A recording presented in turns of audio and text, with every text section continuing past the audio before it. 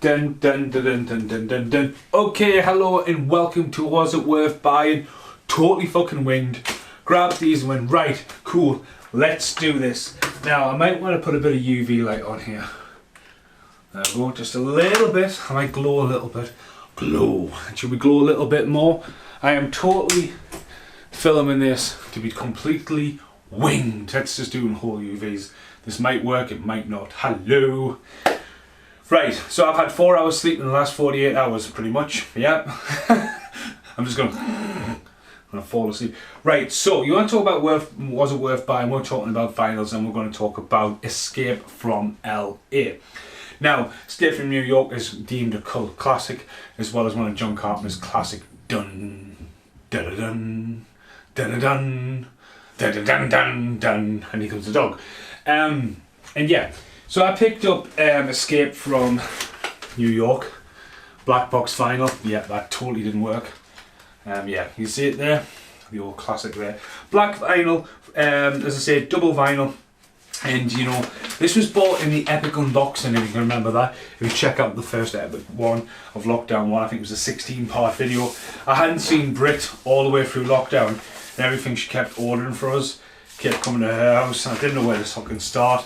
Half the shit I was opening, it was mental. You know, it should have probably been done as one video, but again, everyone goes, oh, you know, you need to release loads of videos and shit like that, and you know, again, longevity, but like that should have been the ultimate unboxing.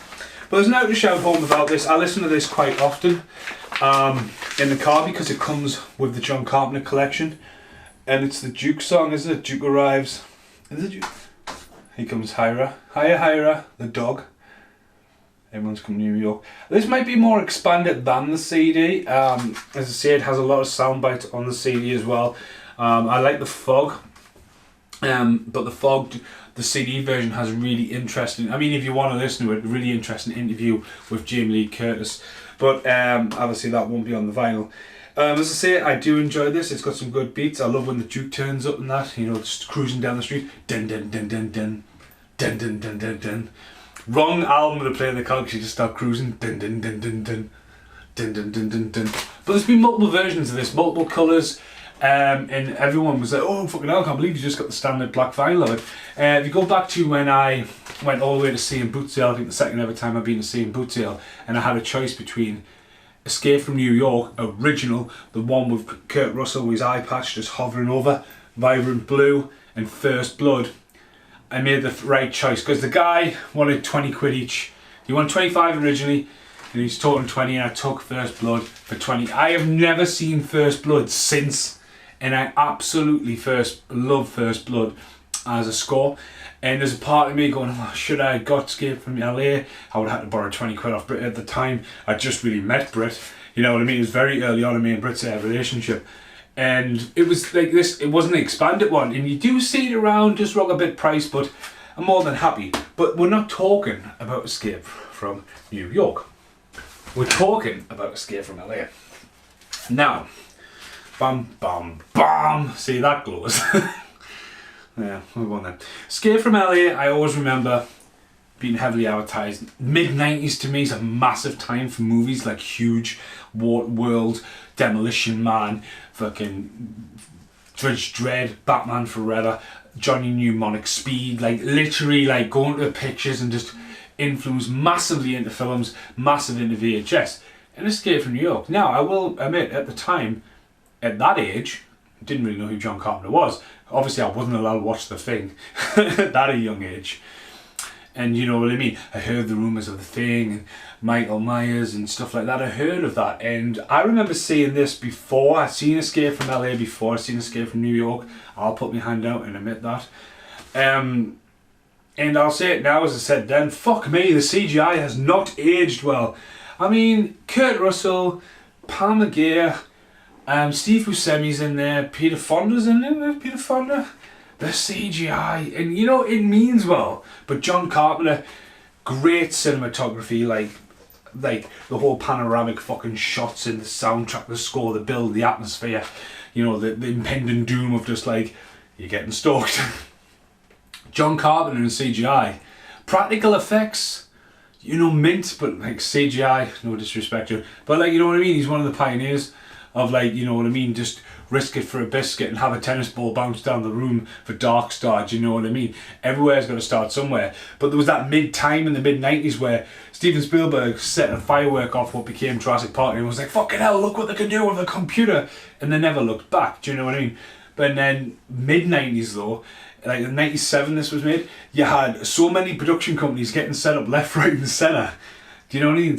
Corners were cut, and you know, looking back, it does have that quirkiness of the 90s. But the bit where he's flying along his little torpedo trying to get to the island, and Bruce the Shark from fucking Universal Studios has to reach up and tries to grab the ship, you go, what the fuck? Do you know what I mean?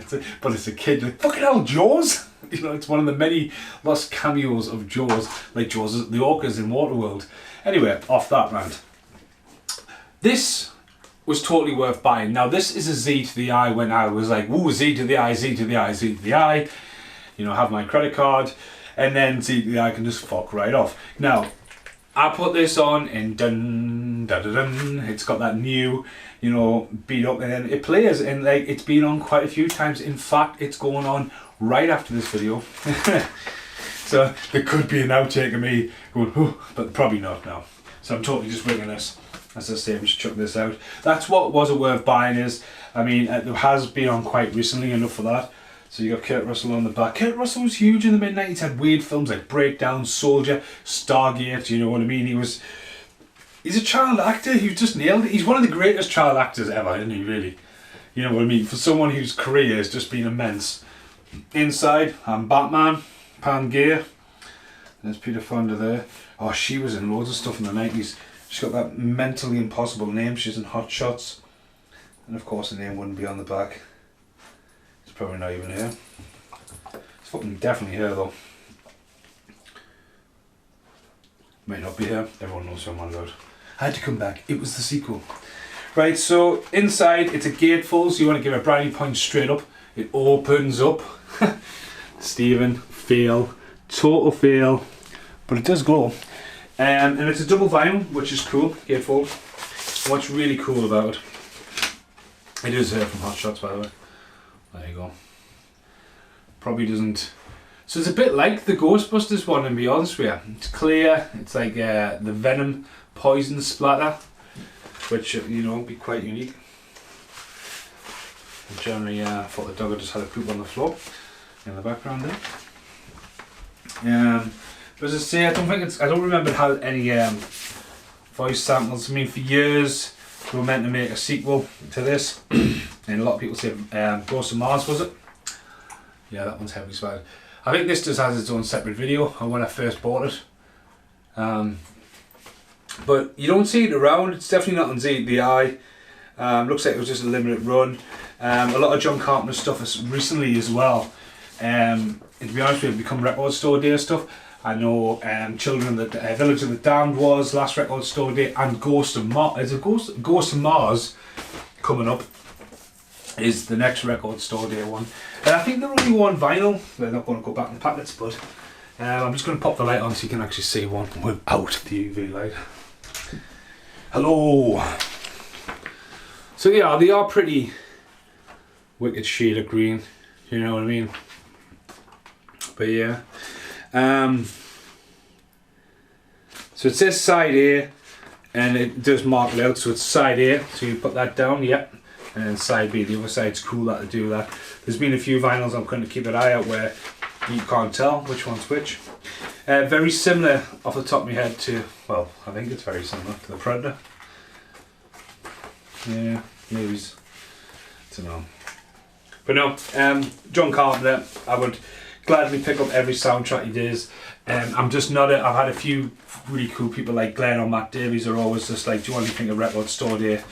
And then they've always like looked out for us, but I just can't like warrant like getting up the crack of the door. Even though I work in a record store, it's more the independent store stuff, and like, you know, it's great that they push that into it, but again, if you want something and you're willing to pay for it upright and you guarantee it, that's probably what I would go for.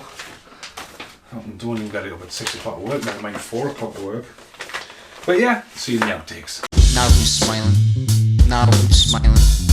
Now who's smiling?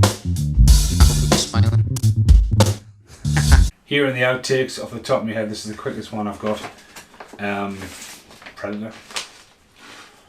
Was it like? No, well, certainly, it's green splatter but red, so it's it's kind of similar. But right, okay, I'm absolutely shattered. This has, I'm on hands up, a throwaway one. But when it comes to music with John Carpenter, great score. And as I say, even though the film gets a lot of hate, and you look back at it, and it does have its problems, they went out to make the best film. And I personally think, what a bitch, put in. And I personally think The Ward, when I first seen it, was a great film. But it's just great that John Carpenter. It's sad that John Carpenter is not going to direct another film. But it's great that John Carpenter and Cody take time to create new music, score stuff, and that, you know what I mean? But again, classic, one of the greatest directors ever, you know what I mean? Old school director before it was all touch of a button kind of shit. Ooh, change that light. Okay, change the light. Ding, ding, ding, and now we're in red. Right. Is that the look you were going for? Nah, better in yellow. Nah, not in blue. And I'm not talking about then, there and that. I'm talking about in the edit. Yeah, John Carpenter is one of the greatest directors I think to ever come along. That had his time and knew when he had his time. You know what I mean? Rather than, keep on going. But some directors never stop. Steven Spielberg, probably the greatest director ever. Like, you know what I mean? Like, Steven Spielberg's just fucking a different league. He's in that league with John Carpenter. Hang on, let's keep going about directors, because, like, at the end of the day, Alfred Hitchcock always gets a lot of stuff for one of the greatest directors ever done. The Hitchcock, the pioneer of a film at the time, and other people came along. Tarantino. A lot of people love or hate Tarantino, do you know what I mean? It's one of those things, but you talk about Steven Spielberg. He's had a dibble-dabble in everything. You just need to look at the 80s, right? And your brain starts to bleed when you realise how many fingers, how many pies Steven Spielberg had his fingers in. Like, Steven Spielberg this, Steven Spielberg that. Fucking hell, man. Like, I went to see Hook the other night at the Pictures. 30th anniversary. Steven Spielberg film. It's like The Bastard Child. Like, no one remembers that's a Steven Spielberg film. It doesn't feel like, you know what I mean? But, it's and it's just because, like, if you look at the guy who created Jurassic Park and shit and does this in the same year, and you're like, fucking hell, you know what I mean? But yeah, Steven Spielberg's an amazing director. Jon Favreau is literally, he's like one of the next generations of Steven Spielberg. You know what I mean? These passionate people, but like, he's an absolute hybrid. Directs one of the greatest films ever made. Shrek. Chef. I want to fucking stop this, I'm fucking out of caffeine. But he's also, you know what I mean, very established and well-known actor, but is created in art and fashion. Loads of directors are out there, you know what I mean? But it's a team effort. Right, rant over for the outtakes. Thanks for watching this. Goodbye for now.